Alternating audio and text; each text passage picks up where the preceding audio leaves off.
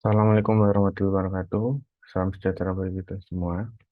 Pada kesempatan kali ini di kelas MOCC, tepatnya di investasi saham untuk pemula, dengan pemateri Andre Bundamawan, mahasiswa S1 Ekonomi Islam yang sudah investasi di Bursa Efek Indonesia, kurang lebih selama 2 tahun, akan menyampaikan materi mengenai pertemuan satu itu adalah pengenalan dasar pasar modal saham. Nah, harapannya di kelas ini teman-teman bisa memahami terkait instrumen investasi khususnya di pasar modal.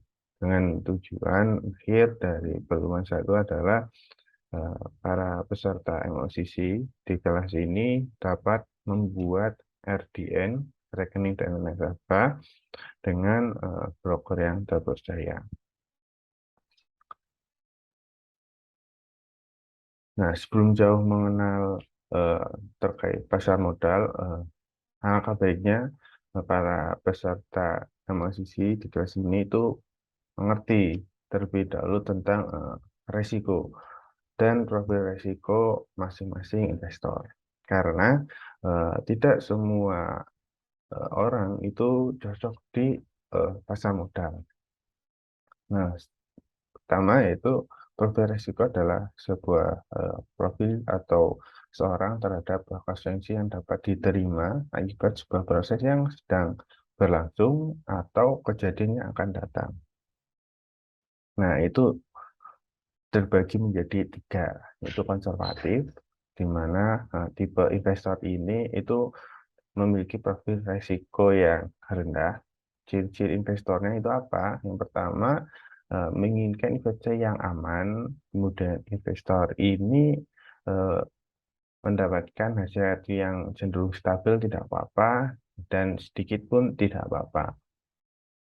Kemudian kalau biasanya itu ditaruh investasi di deposito atau eh, di instrumen bank yang eh, sifatnya lebih aman. Kemudian kalau moderat itu eh, tipe investor yang profil resikonya itu sedang.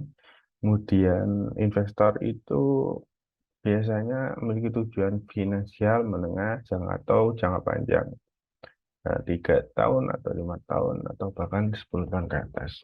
Dengan tingkat return yang fluktuasinya tidak signifikan, tetapi masih tidak terlalu berani ambil resiko. Nah, bisa ditaruh di reksadana, kemudian di surat berharga pemerintah, misal, mungkin seperti itu. Atau yang ketiga, nah ini adalah yang cocok untuk teman-teman terjun di pasar modal karena tipe investor yang agresif itu memiliki profil resiko yang resikonya tinggi, yaitu high risk, high return biasanya. Kemudian investor ini tipenya sangat siap jika investasinya mungkin berkurang banyak, 50%, 30%, atau hilang demi imbal hasil yang juga tinggi pastinya. Nah, ini sangat cocok nih di eh, pasar modal atau saham. Nah, persiapan menjadi investor, apa aja? Kalau saya itu pertama adalah pahami dulu ya tentang laporan keuangan sebuah perusahaan, kemudian tentang fundamental ya ini kaitannya, kemudian membaca buku analisis teknikal, kemudian eh, sering giat membaca isu terkini eh, yang berhubungan dengan perusahaan dan industrinya. Kemudian mengikuti kelas pasar modal ini sesuai kebutuhan.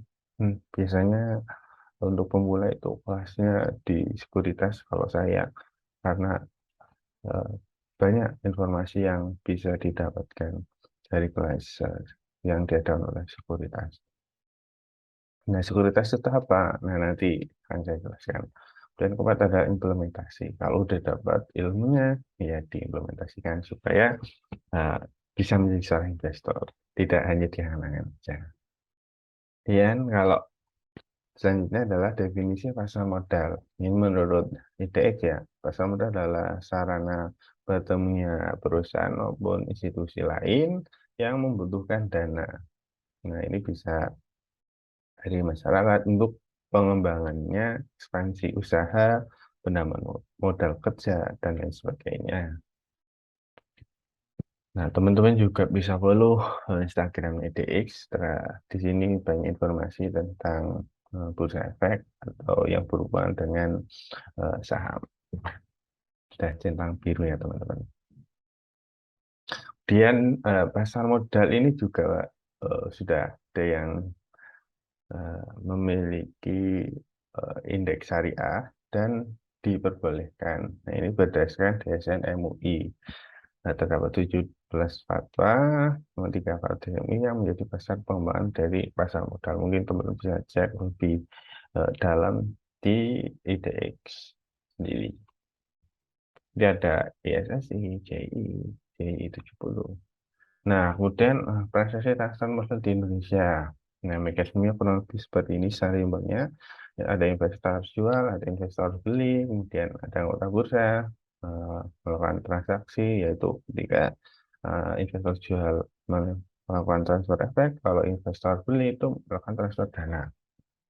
Nanti diproses oleh sistem penjamin dan penyelesaian transaksi, ada KPI dan KSI. Nah, ini sistem perdagangannya. Kemudian order entry.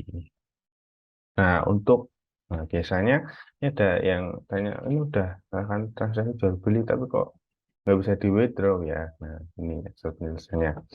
Nah, untuk segmen penyelesaian transaksi itu kalau di pasar reguler atau penyelesaian transaksi bursa kedua setelah terjadi transaksi bursa. Jadi T+2 setelah transaksi itu baru bisa di withdraw. Dan kalau pasar tunai, penyelesaian hari bursa yang sama dengan terjadinya transaksi bursa T+0, kemudian berdasarkan kesepakatan antara anggota bursa jual dengan anggota bursa beli itu pasal negosiasi.